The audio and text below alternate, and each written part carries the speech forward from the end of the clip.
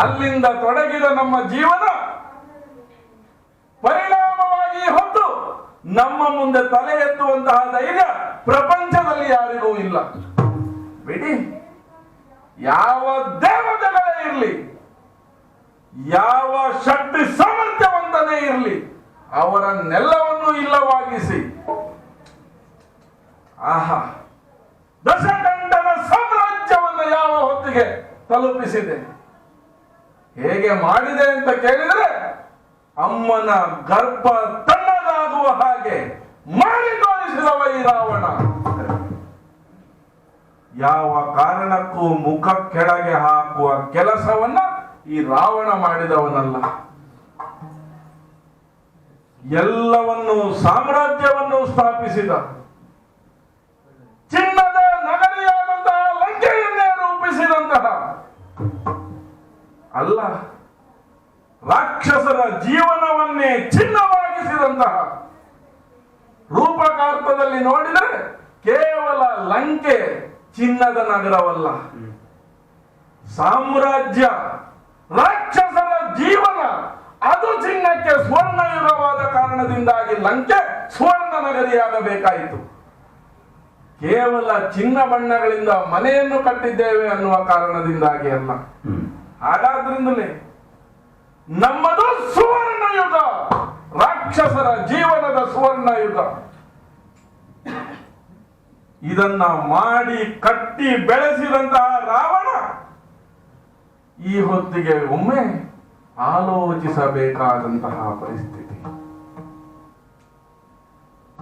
ರಾಮನ ವಿರೋಧವನ್ನ ಕಟ್ಟಿದ ಮೇಲೆ, ಸೀತೆಯನ್ನ ಎಳೆದು ತಂದ ಮೇಲೆ, ಅಶೋಕವನದಲ್ಲಿ ಇರಿಸಿದ ಮೇಲೆ ನಡೆಯುತ್ತಾ ಇರುವಂತಹ ಈ ರಾಮ ರಾವಣರ ಕಾಲದ ಒಂದೊಂದು ದಿನವೂ ವಿರೋಧಿಸುವುದಕ್ಕೆ ಹೋದಂತಹ ರಾಕ್ಷಸರು ಹಿಂದೆ ಬಂದದ್ದಿಲ್ಲ. ವೀರಾವೇಶದಿಂದ ಯುದ್ಧ ಮಾಡುತ್ತೇವೆ ಅನ್ನುವುದಾಗಿ ಶಪಥ ಮಾಡಿ ಹೋದಂತಹ ರಾಕ್ಷಸರು ಮತ್ತೆ ಬಂದು ನನ್ನನ್ನ ಕಂಡದ್ದಿಲ್ಲ.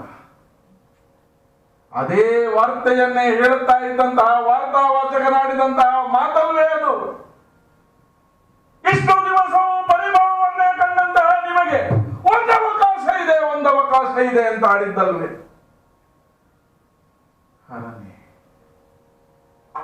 ಎಲ್ಲಿಗೆ ಬಂದು ತಲುಪಿದ ಪರಿಸ್ಥಿತಿ. ಜೀವನ ಅನ್ನುವುದು ವೃತ್ತಾಕಾರವಾಗಿ ಸಾಗಿದ ಹಾಗೆ ಅನ್ನಿಸ್ತಾ ಇದೆ. ಎಲ್ಲಿಂದ ತೊಡಗಿದೆವು, ಏನನ್ನೆಲ್ಲ ಉತ್ಕ್ರಮಣವನ್ನು ಮಾಡಿ ಮಾಡಿ ಮಾಡಿ ಮಾಡಿ ಮತ್ತದೇ ಬಿಂದುವನ್ನ ಬಂದು ತಲುಪಿದ ಹಾಗಿದೆ ರಾವಣನ ಜೀವನ. ಎಲ್ಲವನ್ನೂ ನಮ್ಮದಾಗಿಸಿ ನಮ್ಮವರಿಗೆ ಬಲ ಕೊಟ್ಟು ಶಕ್ತಿ ತುಂಬಿ ಸಾಮರ್ಥ್ಯವನ್ನ ಮಾಡಿ ಈಗ ಸಾಮರ್ಥ್ಯದಿಂದಲೇ ತನ್ನನ್ನ ತಾನು ಕಳೆದುಕೊಳ್ಳುವಂತಹ ಒಂದು ಪರಿಸ್ಥಿತಿ.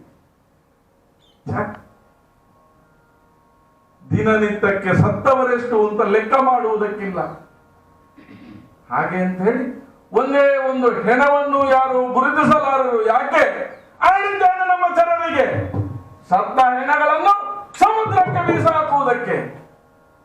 ಸತ್ತವರ ಹೆಣಗಳನ್ನು ನೋಡಿದರೆ ಯುದ್ಧ ಮಾಡುವವರಲ್ಲಿ ಆತಂಕ ಉಂಟಾಗುತ್ತದೆ ಅನ್ನುವ ಕಾರಣಕ್ಕಾಗಿ ಸತ್ತವರ ಲೆಕ್ಕ ಇಲ್ಲ. ಆದರೆ ಅವರು ಸುರಿಸಿದ ರಕ್ತ, ಅದರ ಲೆಕ್ಕ ಈ ರಾವಣನಿಗಿದೆ. ಅಲ್ಲ, ಇಷ್ಟು ದಿವಸವೂ ಯುದ್ಧ ಮಾಡಿದಂತಹ ರಾವಣನಿಗೆ, ಛಲವನ್ನು ಬಿಡದೇ ಇದ್ದಂತಹ ರಾವಣನಿಗೆ ನಾಳಿನ ಯುದ್ಧವನ್ನ ಮಾಡುವುದು ಹೇಗೆ ಅನ್ನುವುದಾಗಿ ಯೋಚಿಸುತ್ತಲೇ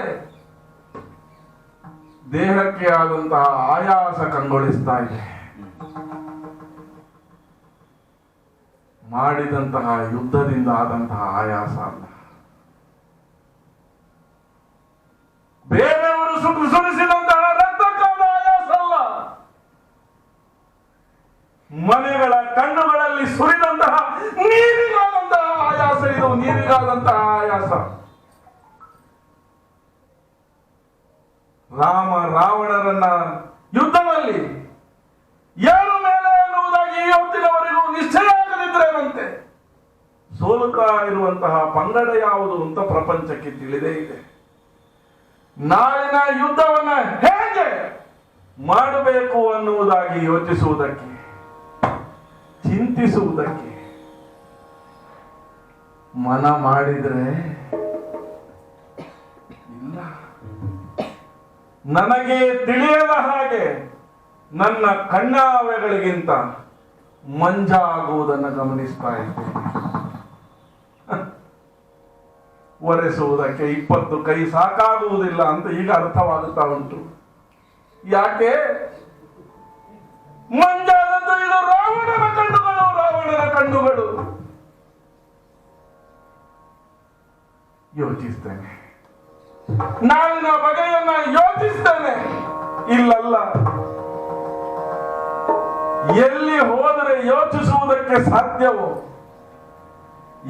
ಎಲ್ಲಿ ಹೋದರೆ ನನ್ನ ಅಂತರಂಗ ಬರಿದಾಗಿರುವುದಕ್ಕಿಲ್ವೋ ಅಂತಹ ಸ್ಥಾನಕ್ಕೆ, ನನ್ನ ಮಡದಿಯ ಅಂತರಂಗಕ್ಕೆ ಅಲ್ಲಿಗೆ ಹೋಗಿ ಇದು ಮಲಗುತ್ತಾ ಇದ್ದೇನೆ. ಮಲಗಿ ಮಲಗಿ ಏನು ಅನ್ನುವುದಾಗಿ ಯೋಚಿಸ್ತಾ ಇದ್ದೇನೆ. ನೋಡೋಣ ಏನಾಗುತ್ತದೆ.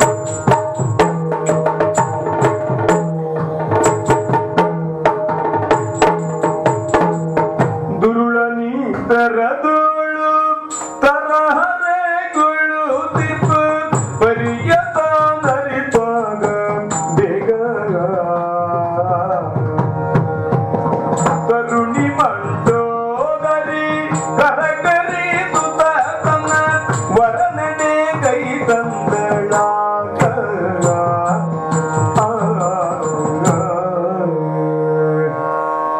ಈ ಅಂತಃಪುರದಲ್ಲಿ ಇದ್ದಂತಹ ಬಾಗಿಲುಗಳು ಮುಚ್ಚದೆ ಹಲವು ಸಂವತ್ಸರಗಳೇ ಕಳೆದು ಹೋಗಿದೆ. ಕಾರಣ ಮಹಾಪ್ರಭು ರಾವಣನ ಮನಸ್ಥಿತಿ ವಿಶಾಲ ಆಗಬೇಕಿತ್ತು, ಅದಾಗಲಿಲ್ಲ. ಬದಲಿಗೆ ಅಂತಃಪುರ ವಿಶಾಲವಾಗುತ್ತಾ ಬಂತು. ಎಲ್ಲಿಯವರೆಗೆ ಅಂತಂದ್ರೆ,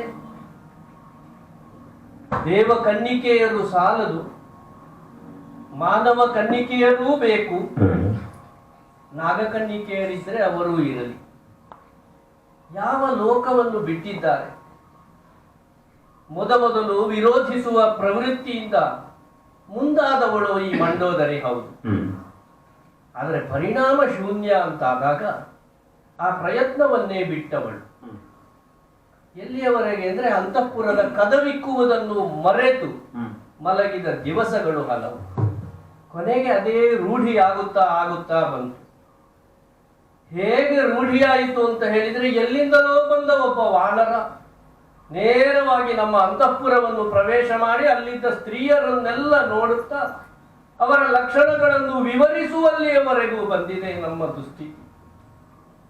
ಇಂತಹ ದುಸ್ಥಿತಿ ಯಾವ ಹೆಣ್ಣಿಗೂ ಬರಬಾರದು ಎನ್ನುವುದಾಗಿ ಮಂಗಳಾಂಗಿಯಾದಂತಹ ಗೌರಿಯಲ್ಲಿ ನಿತ್ಯವೂ ಪ್ರಾರ್ಥನೆ ಮಾಡುತ್ತಾ ಮಾಡುತ್ತಾ ಕೊನೆಗೆ ಕೇವಲ ಯಂತ್ರದೋಪಾದಿಯಲ್ಲಿ ಈ ಪ್ರಾರ್ಥನೆಯನ್ನು ನಾನು ಮಾಡುವುದು ಎನ್ನುವಂತಹ ನಿಲುವಿಗೆ ಬದ್ಧಳಾಗಿ ಹೋದೆ. ಮೊದಲು ಹದಿಬದೆಯಾಗಿ ಈ ಮನೆಯನ್ನು ಸೇರಿದ ಪ್ರಾರಂಭದ ದಿವಸಗಳಲ್ಲಿ ಅಂತಃಪುರದ ಬಾಗಿಲಿನಲ್ಲಿ ಚಿನ್ನದ ತಂಬಿಗೆಯಲ್ಲಿ ನೀರನ್ನಿಟ್ಟುಕೊಂಡು ನಮ್ಮವರು ಎಷ್ಟು ಹೊತ್ತಿಗೆ ಬರ್ತಾರೆ, ಅವರ ಸ್ವಾಗತವನ್ನು ನಾನು ಎಷ್ಟು ಹೊತ್ತಿಗೆ ಮಾಡಿಯೇನು ಎನ್ನುವಂತಹ ಕಾತುರದಿಂದ ಕಾಯುತ್ತಿದ್ದ ದಿನಗಳು, ಕ್ಷಣಗಳು.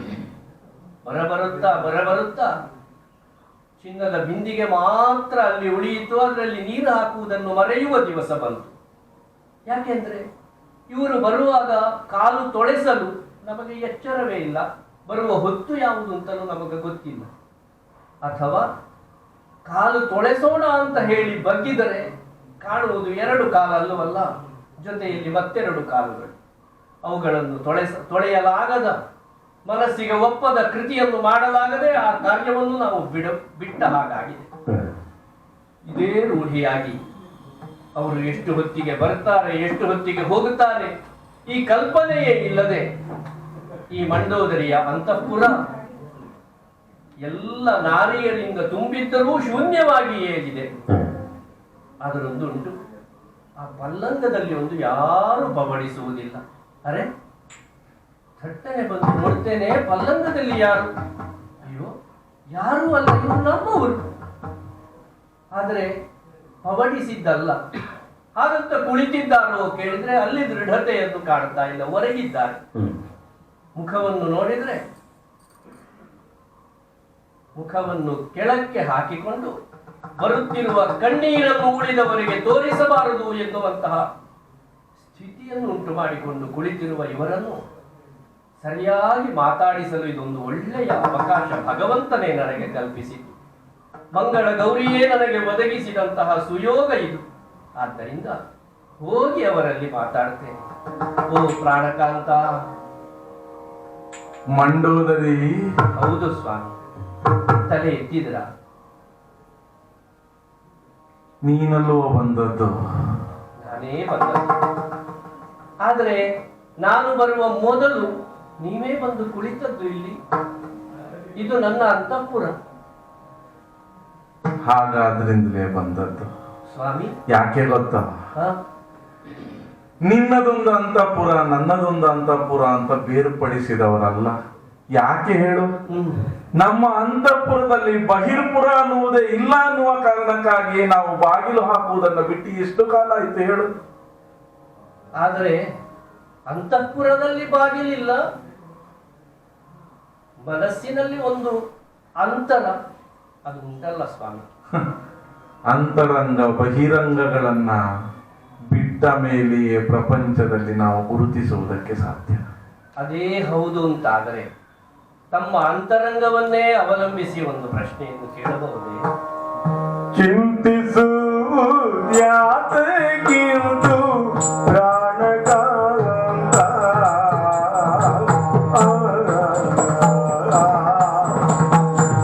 ಚಿಂತಿಸುವುದ್ಯಾತಕ್ಕಿಂತು ಪ್ರಾಣಕಾಂತ, ಬಲವಂತ ನಿನಗಾದುದೇನೋ ಪ್ರಾಣಕಾಂತ, ಬಲವಂತ ನಿನಗಾದುದೇನೋ ಪ್ರಾಣಕಾಂತ.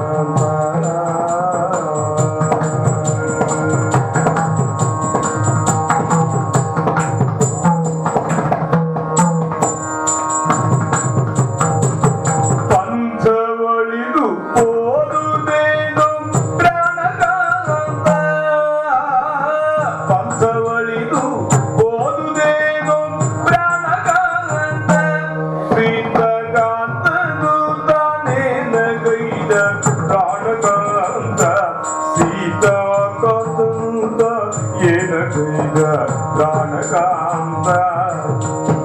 ಚಿಂತಿಸುವುದು ಯಾತಕ್ಕಿಂತು, ಚಿಂತಿಸುವುದು ಯಾತಕ್ಕಿಂತು ಪ್ರಾಣಕಾಂತ.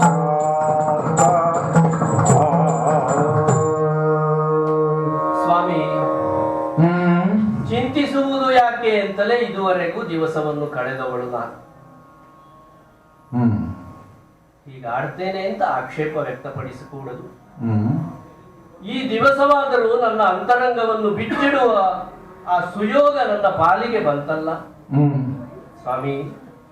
ಉದ್ದೇಶ ಪೂರ್ವಕವಾಗಿಯೇ ನನ್ನನ್ನು ವಿವಾಹ ಆಗಬೇಕು ಅಂತ ತಾವಾದವರಲ್ಲ. ಶಿವನರಸಿಯಾದಂತಹ ಪಾರ್ವತಿಯನ್ನೇ ತಾನು ಪಡೆದಿದ್ದೇನೆ ಎನ್ನುವಂತಹ ಭಾವದಲ್ಲಿ ನನ್ನನ್ನು ಈ ಮನೆಗೆ ತಾವು ಕರೆತಂದವರು. ಹೇಳಬಾರದು, ಅಂದೇ ನನ್ನ ಆಶಾ ಗೋಪುರ ಭಗ್ನವಾಗಿ ಹೋದ ದಿನ.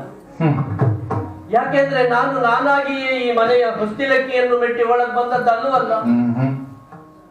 ಇವಳು ಪಾರ್ವತಿ ದೇವಿ ನಿನ್ನ ಸೊಸೆ ಅಂತ ಕೈಕಸ ಮಾತೆಯ ಮುಂದೆ ತಾವು ಪೌರುಷದ ಪಂಥದ ಮಾತನ್ನಾಡುವಾಗ ನನ್ನ ತನ್ನ ಹುಡುಗಿ ಹೋಯಿತು ಪರಾಕೆ. ಆದ್ರೆ ಆ ಬಳಿಕ ಏನೇ ಆಗಲಿ, ಎಂತೇ ಇರಲಿ, ನಮ್ಮಪ್ಪ ಮಯಾಸುರ ನಮಗೆ ಹೇಳಿಕೊಟ್ಟ ಸಂಸ್ಕಾರ ಅನೇಕ ಸುಂದರವಾದ ಶಿಲ್ಪಗಳನ್ನು ಕೆತ್ತಿದ ಮಹನೀಯ. ಅವರ ಕರಗಳಿಂದ ಮೂಡಿ ಬಂದಂತಹ ಈ ಶಿಲ್ಪಕ್ಕೂ ಕೆತ್ತುವಾಗ ಸರಿಯಾಗಿ ಕೆತ್ತಿದ್ದಾರೆ, ಆದರೆ ಭಾವರಹಿತವಾಗಿಯೇ ಕೆತ್ತಿದ್ದಾರೆ ಎನ್ನುವಂತಹ ಭಾವದಿಂದಲೇ ಎಲ್ಲವನ್ನೂ ಒಪ್ಪಿಕೊಂಡೆ ಸ್ವಾಮಿ. ಅತ್ತೆಯವರಂತೂ ಆಧರಿಸಿದರು, ನೀನು ನನ್ನ ಸೊಸೆ ಅಂತ. ಅಲ್ಲಿಯೇ ತೃಪ್ತಿಯನ್ನು ಪಟ್ಟುಕೊಂಡೆ. ಆ ಬಳಿಕ ತಾವು ಕೊರತೆಯನ್ನು ಮಾಡಿದವರಲ್ಲ ನನ್ನ ಪಾಲಿಗೆ. ಪಾರ್ವತಿ ಅಂತ ಗ್ರಹಿಸಿ ಮದುವೆ ಆದರೂ ನಿನ್ನನ್ನ ಅವಳಂತೆಯೇ ಕಂಡವನಲ್ವ? ಅಲ್ಲ, ಅದೇ ಹೇಳಿದ್ದು, ಕೊರತೆ ಆಗದ ಹಾಗೆಯೇ ನೋಡಿಕೊಂಡಿರಿ. ಎಷ್ಟು ಸವತಿಯರು ನನಗೆ, ಕೊರತೆಯೇ ಇಲ್ಲ. ಹಾಗಂತ ಕೊರಗುವುದನ್ನು ನಾನು ಬಹಿರಂಗವಾಗಿ ತೋರಿಸುವ ಹಾಗಿಲ್ಲ. ಆದರೆ ಮೊನ್ನೆ ನಡೆದ ಒಂದು ಸಂಗತಿ ನನ್ನಿಂದ ಆಗಲಿಲ್ಲ ಸ್ವಾಮಿ. ತಂದ ರಾಕೆಯ ಮನೆಗೆ ಎನ್ನುವಂತಹ ಶಪಥದ ಮಾತುಗಳನ್ನೇ ನಾನು ಆಡಬೇಕಾಗಿ ಬಂತು. ಯಾಕೆಂದ್ರೆ ಬೆಂಕಿ ಎರಡು ವಿಧದಲ್ಲಿ ನಾವು ಬಳಸುವುದಕ್ಕಾಗುತ್ತದೆ. ಅಡಿಗೆ ಮನೆಗೆ ಕೊಂಡು ಒಯ್ದು ಉಣ್ಣುವುದಕ್ಕೆ ಬೇಕಾದಂತಹ ಪದಾರ್ಥವನ್ನು ಸಿದ್ಧ ಮಾಡುವುದಕ್ಕೆ ಆ ಅಗ್ನಿಯನ್ನು, ಬೆಂಕಿಯನ್ನು ಬಳಸಬಹುದಾಗುತ್ತದೆ. ಅದೇ ಬೆಂಕಿಯನ್ನು ಮನೆಯ ಮಾಡಿಗಿಟ್ರೆ ಮನೆಯನ್ನು ಸುಡುವುದಕ್ಕೂ ಆಗುತ್ತದಲ್ಲ. ಇದುವರೆಗೆ ನೀವು ತರುವಂತಹ ಎಲ್ಲ ಬೆಂಕಿಗಳು ಒಂದಷ್ಟು ಅಡುಗೆಗಾಗುತ್ತದೆ, ಮತ್ತೊಂದಷ್ಟು ಬೆಳಕಿಗಾಗುತ್ತದೆ ಅಂತಲೇ ನಾನು ಸುಮ್ಮನಾದವರು. ಆದರೆ ಮೊನ್ನೆ ನೀವು ತಂದ ಬೆಂಕಿ ಅದು ಎರಡಕ್ಕೂ ಅಲ್ಲ. ಮನೆಯ ಮಾಡಿಗೆ ತಗುಲುವ ಬೆಂಕಿ ಅಂತ ಗೊತ್ತಾದಾಗಲೇ ನಾನು ಹೇಳಿದ್ದು ಮನೆಯ ಒಳಗೆ ಅದನ್ನು ತರುವಂತಿಲ್ಲ. ಆದರೂ ಪಂಥದಿಂದ ತಾವು ತಂದಿರಿ, ಆ ಪಂಥ ಅಡಗಿ ಹೋಯಿತು. ಯಾಕೆಂದ್ರೆ ಚಿಂತಾ ಭಾರದಿಂದ ಮುಖವನ್ನು ಕೆಳಗೆ ಹಾಕಿದ್ದೀರಿ.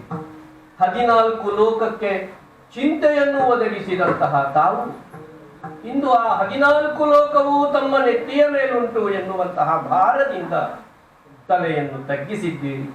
ಇದುವರೆಗೆ ನಾನು ಇಂತಹ ದೃಶ್ಯವನ್ನು ಕಂಡವಳಲ್ಲ.